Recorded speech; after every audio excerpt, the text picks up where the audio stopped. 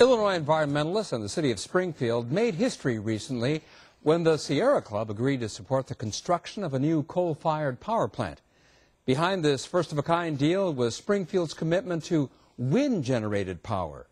In the last of our series on coal and the environment, Rich Samuels tells us how the power company and the environmentalists found their way to the same page.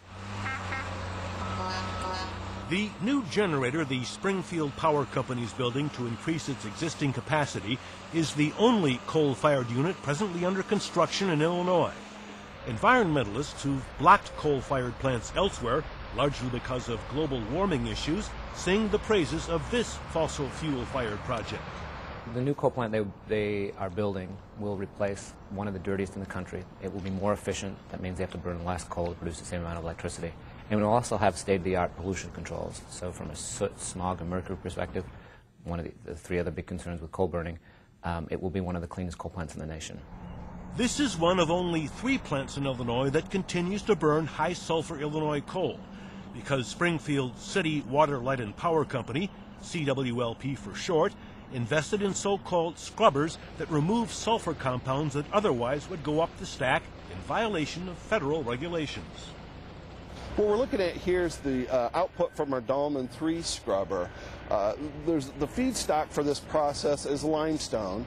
The limestone's mixed with water and reacted with the output from the power plant. It removes all the sulfur dioxide, or a great deal of sulfur dioxide from the flue gas, and the product is synthetic gypsum. So that's what we're seeing right here. This is gypsum that's being shipped to make wallboard.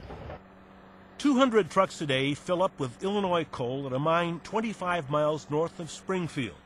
From dawn to dusk, those trucks roll west on a county road, then south down historic Route 66 to the CWLP campus on Springfield's southern edge. The 1.2 million tons of Illinois coal those trucks dump at CWLP each year means jobs for 244 Illinois miners, jobs that will continue for the life of the new power plant here. The historic accommodation between CWLP and the environmentalists is one piece of good news for the generally troubled Illinois mining industry. It is very important that Illinois be a leader in this. We're a coal state. We have been since 1810, and a lot of coal has been mined, but we have an awful lot left here. Much of that coal might have remained unmined, and the CWLP project might have been delayed for years or stopped altogether if environmentalists had followed their usual strategy. The Springfield coal plant proposal was the third coal plant that we, the Sierra Club, and others have been involved in over the last 4 years. We had successfully stopped the 2 previous projects from moving forward. One of the projects would have been a 660-megawatt coal-fired plant built on 2,000 acres near Elwood in Will County. You're looking at something that would add over 10,000 tons of air pollution a year to the Chicago area. That's a significant, major new source of air pollution. It also happens to be sited right next to the Medewin National Tallgrass Prairie, which is a tremendous 19,000-acre prairie preserve that the Sierra Club and other conservation organizations work very hard to protect. And we don't think that a major pollution-belching smokestack right next to that is going to be good for the prairie, good for the experience of people that go there to get away from urban life and pollution. Environmentalists have also blocked construction, at least for now, of a 1,500-megawatt coal-fired plant near Lively Grove in downstate Washington County. It would be one of the largest, if not the largest, source of carbon dioxide pollution, the major contributor to global warming that the state and this country have seen in decades. So how can it be that the environmentalists signed off on a coal-fired addition to the CWLP campus? First, CWLP, guessing that the Sierra Club had this plant in its crosshairs, decided to negotiate rather than to fight. They certainly have a legal standing and legal right to be able to intervene in projects like this. We have a number of legal rights as well, but we thought it'd probably be a lot more productive if we sat down and see if there's a better use for that money that we would spend in an adversarial fight. Springfield residents with a stake in the outcome joined in the debate. I have 2 sons, and I'm concerned for the future of not only my sons, but the planet. And for much of 2006, the expansion of CWLP's coal-fired fleet was the subject of negotiations. We sat down very far apart when we started out. It was a lengthy and fairly painful process. Oh, it was very painful. It was excruciating, I would call it at times. It took about 7 months to get the entire process done. There were two major bumps in the road. Bump number one stemmed from the fact that CWLP is owned by the city of Springfield. And at City Hall, the city fathers had to sign off on any deal with the Sierra Club. That then resulted in a series of rather lengthy and torturous hearings before the city council before it was finally approved there. The second bump in the road came when a developer unsuccessfully tried to halt the deal.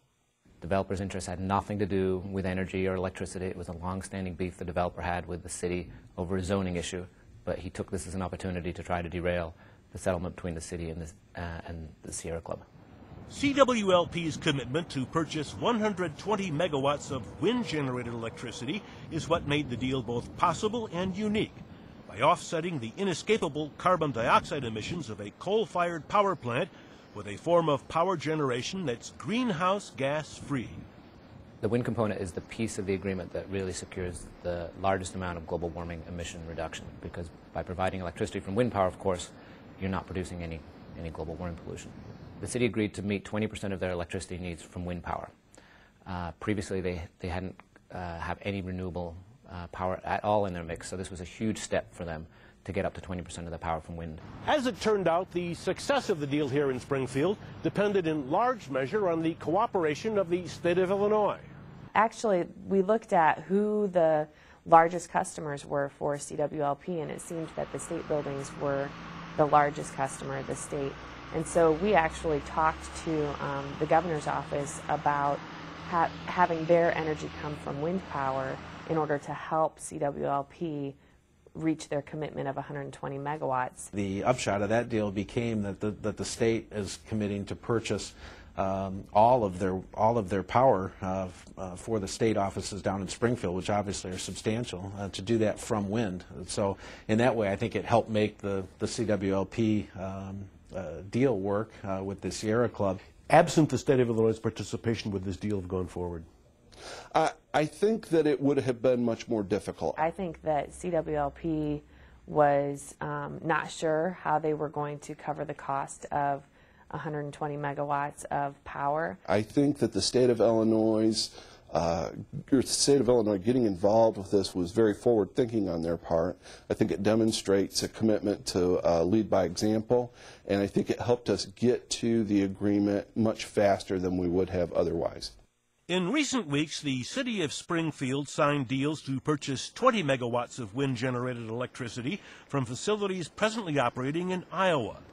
CWLP anticipates purchasing the remaining 100 megawatts from other wind farms presently under development. It's all part of a deal that participants claim is the first of its kind and a model for others. Obviously, there's a large number of stakeholders involved in a project of this magnitude. But by sitting down and talking, we were able to come out with something that was a better position for our customers to be in the end, and something that was very good for the environment. The environment will benefit even more by the current boom in Illinois' wind power generation. 25 miles west of Bloomington in rural McLean County, what will become one of the nation's largest wind farms began generating its first electricity this spring.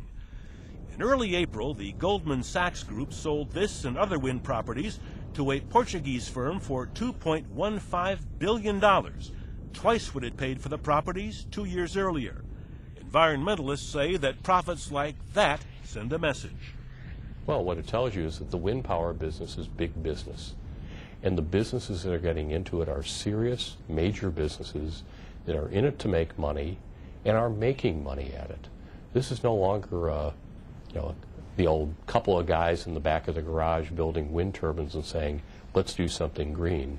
We want to see more investment in wind power.